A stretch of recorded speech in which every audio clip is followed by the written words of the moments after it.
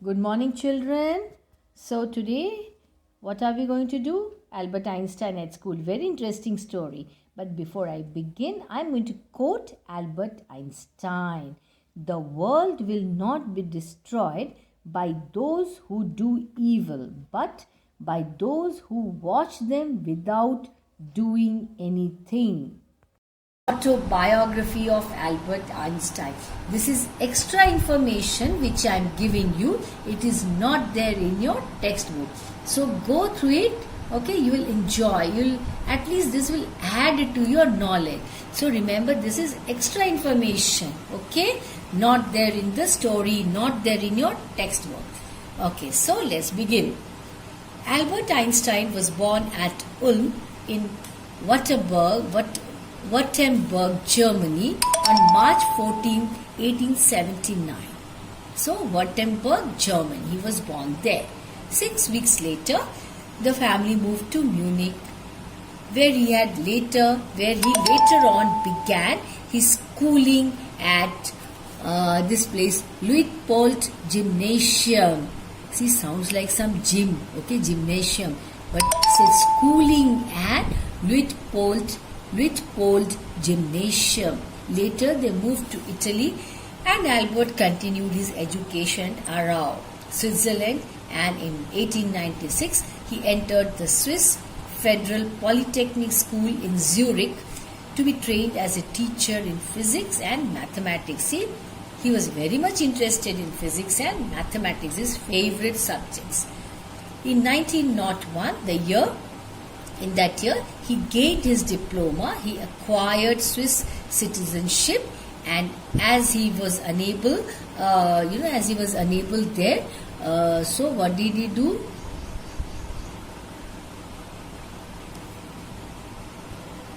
As he was unable to find a teaching post, he accepted a position as technical assistant in the Swiss Patent Office. In 1905, he obtained his doctor's degree. So that is the year when he got his doctor's degree. Okay, so after that, during his stay at the patent office and in his spare time, that is whenever he was free, he produced much of his remarkable work, and in 1908 he was appointed as that private dozent in Bern. In 1909 he became professor extraordinary at Zurich. In 1911 professor of theoretical physics at Prague, returning to Zurich. In the following year to fill similar post. Now in 1914 he was appointed director of Kaiser Wilhelm Physical Institute and professor in the University of Berlin. All of his choice. See children, all of his choice. He became a German citizen. So first a Swiss citizen, then a German citizen in 1914 and remained at Berlin until 1933 when he renounced his citizenship for political reasons and emigrated to America. He went to America to take the position of professor of theoretical physics at Princeton. He became a United States citizen. So how much he changed his citizenship, how many times I mean to say, in 1940 and retired from his post in 1945. So many times he changed his post, countries from here to there, this country to that country. After World War II, Einstein was a leading figure in the world government movement. He was offered the presidency of the State of Israel, where he declined. He declined that offer. He said no, which he declined. And he collaborated with Dr. Chaim Weizmann in establishing the Hebrew University of Jerusalem. So that is in Jerusalem. Einstein always appeared to have a clear view of the problems of physics and determination to solve them. So he was bent upon that, to solve all the problems of physics. Because that was his area of interest. He had a strategy of his own, a plan of his own, and was able to visualize, think the main stages on the way to his goal. He wanted to reach his goal. His goal was to become professor. Physics he regarded his major achievements as mere stepping stones for the next advance. So he was never satisfied with one. At the start of his scientific work, Einstein realized the inadequacies of Newtonian mechanics. Certain things were lacking in that. He realized that. And his special theory of relativity stemmed from an attempt to reconcile the laws of mechanics with the laws of electromagnetic field. It evolved from their relativity. He dealt with classical problems of statistical mechanics and problems in which they led to an explanation of the Brownian movement of molecules. He investigated the thermal properties of light with a low radiation density, and his observations laid the foundation of the photon theory of light. All about physics. You see, different theories and all that. All about physics. In his early days in Berlin, Einstein postulated that the correct interpretation of the special theory of relativity must also furnish a theory, must also provide a theory of gravitation, and in 1916 he published his paper on the general theory of relativity. During this time he also contributed to the problems of the theory of radiation and statistical mechanics. So that is what he did. In the 1920s, Einstein embarked on the construction of unified field theories. Although he continued to work on the probabilistic interpretation of quantum theory, and he persevered, that is, he worked very hard with this work in America. He persevered, he worked very hard. He contributed to statistical mechanics by his development of the quantum theory of a monatomic gas, and he has also accomplished valuable work in connection with atomic transition probabilities and relativistic cosmology. See, all about physics. After his retirement, he continued to work towards the unification of the basic concepts of physics, taking the opposite approach, geometrization, to the majority of physicists. Einstein researches are, of course, well chronicled in his more important works, Special Theory of Relativity, English translations, General Theory of Relativity, so many works, investigations and evolution of physics. Among his non-specific, non-scientific works about Zionism, my philosophy, and out of my later years are perhaps the most important. So these are all his works which he had done, which he had written. Albert Einstein received honorary doctorate degrees in science, medicine and philosophy from many European and American universities. It was appreciated so much. His works were appreciated. During the 1920s, he lectured in Europe, America and the Far East, and he was awarded fellowships or memberships of all the leading scientific, all these throughout the world, scientific academies. He gained numerous awards in recognition of his work, including the Copley Medal of the Royal Society of London and the Franklin Medal of the Franklin Institute. Einstein's gifts inevitably resulted in his dwelling much in intellectual solitude. He always liked to remain in solitude, all alone, always busy thinking, what should I invent? Next, what should I invent? See, that is why he was called a genius mind. He dwelt on that. He married Mileva Marik in 1903 and they had a daughter and 2 sons. Their marriage was dissolved in 1919 and the same year he married his cousin Elsa Lowenthal, who died in 1936. He died on April 18, 1955 at Princeton, New Jersey. So that was the autobiography. What do you understand of Einstein's nature from his conversations with his history teacher, his mathematics teacher and the head teacher? What do you understand about him, about his nature, I mean to say? Let's have a look at the answer now. So let's have a look at the answer. Yeah. Exchanges between Einstein and history teacher show that Einstein is honest and truthful. He admits his shortcomings frankly. That means he's very open, very truthful, very frank, very truthful. He's very open. Okay, he doesn't hide anything. He has firm and well defined options. He explains precisely what he thinks. Whatever comes to his mind, he tells. Very open minded person. Thus, his basic intelligence, logical reasoning, and lucid expression are highlighted. See here, children, in the lesson, logical reasoning is so clearly evident here, shown here, revealed here. See, in the lesson it's there. Here, I don't like history. Why should I go through all these history lessons by heart, the dates? And he gives a reason for that, which is absolutely logical. He says, by hearting anything is of no use. Traditional knowledge, traditional method of imparting education is waste. And so very right. So this speaks of his what? Logical reasoning and of course his basic intelligence. And lucid expressions are highlighted. He's so open, very frank. That is what is lucid expression. I don't like something, I don't like it. This is useless. Yes. He showed the sparks of genius even at a young age. The sparks were very clearly visible.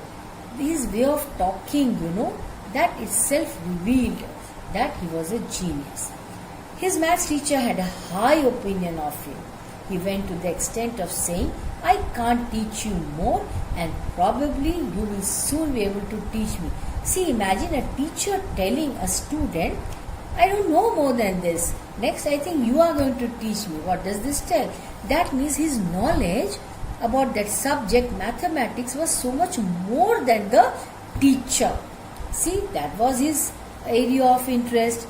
So, he must be learning, going through this, that, and he tried his best to increase his knowledge. So, his knowledge was more than his teacher, and the teacher accepts that. Yes. When Albert said that it was excessive praise, he said, no, you are praising me too much. This is too much for me. I don't deserve so much. The teacher acknowledged that it was only the truth. Acknowledgement, he accepted that this is the truth. Whatever I am telling you is truth. That is, you know more than me. So the day is not far away when you are going to teach me mathematics. He made the point by saying that Albert was ready immediately to enter a college or institute for study of higher mathematics. So he said, now you are ready for higher studies in mathematics. So Albert said, I have learned all the maths. They teach at school and a bit more. So he said, I know a little bit more, that's all. The head teacher told Albert that he was expelling him. That means he was rusticated from school because his presence in the classroom made it impossible for the teacher to teach the other pupils. Because remember, children, he always used to say, this is useless, that is useless, why should I learn this, why should I learn that? So that created a disturbed atmosphere, a disturbed environment in the classroom. According to the teachers, that would hamper the learning of other students, other children. No serious work could be done while he was in class. Albert refused to learn and he was in constant rebellion. Rebel means to revolt, yes. For a moment, Albert felt tempted to tell the head teacher what he thought of him and his school. See, I told you he was so outspoken. There was a moment when he thought of telling him on his face what he thought about the head teacher, but then he controlled himself. Then he stopped himself. He didn't say even a single word. Holding his head high, he went out with a sense of pride. See, he went out with a sense of pride. He held his head high because he knew that he was not wrong. He was so logical in all that he said. Thus, he had a lot of self-control. Albert was not at all impolite. He just used to speak the truth, that's all. He addressed his teachers respectfully and answered the questions honestly. Now, children, the next question. The school system often curbs individual talents. Yeah, many people have this feeling, discuss. So let's discuss. Albert Einstein's miserable 5-year stay at school is a telling comment on the system of education prevailing then, and even it is existing now also. See, the system of education. Why do you know? Why do you know? Because see, in class 10, you cannot choose your subjects. You have to study so many subjects, which may not be of use for you later on. Afterwards, you have to select, isn't it, of your choice. So why not do it now? So these are some of the drawbacks of the system. This system of education has no room for individual aspirations, individual desires, individual wishes, brilliance or aptitude. See, one may be good in English, doesn't mean the same student may be good at or should be good at maths. No, not necessary.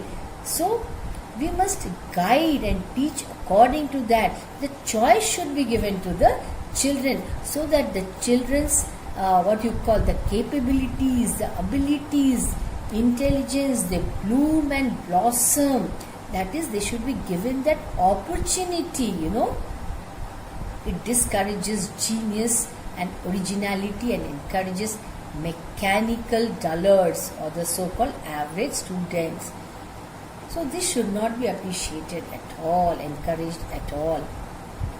So that is what happens, So cramming, learning by heart and all that, the system, it lays stress on facts and dates rather than ideas. You have to learn everything by heart, which is of no use later on in life. And you cannot implement these things in reality. It ignores originality, creativity, which lead to progress and development. So creativity is very important for a student especially. No wonder then that most of the students manage to pass the examination.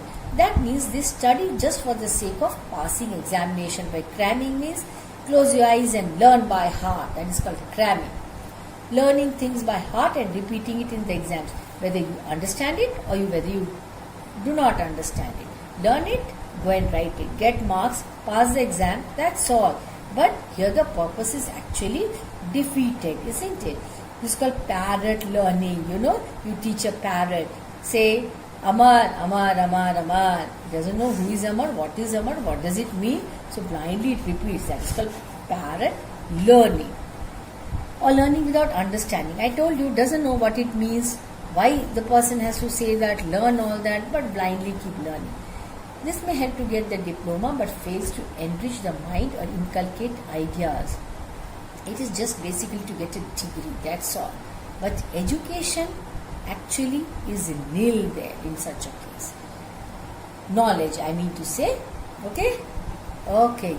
Now, the teachers and authorities insist on discipline and conformity. Okay? The history teacher and the head teacher are sticklers for rules, pedagogy and discipline. That is learning by heart and all those traditional systems. They only want discipline, passing the exams, that's all. Brilliant students like Albert Einstein are considered dullard and stupid, They are considered, dullard, stupid, incompetent. They often rebel.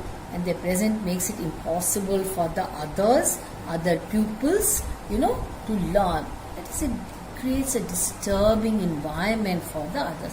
But actually, it is not so. Yes, so very interesting to read about Albert Einstein. Yes. So, are you of the idea that the traditional system curbs our intelligence, our creativity? Yes. I fully agree, children. So, you can write your own answer. That's your assignment. Think and write. Thank you.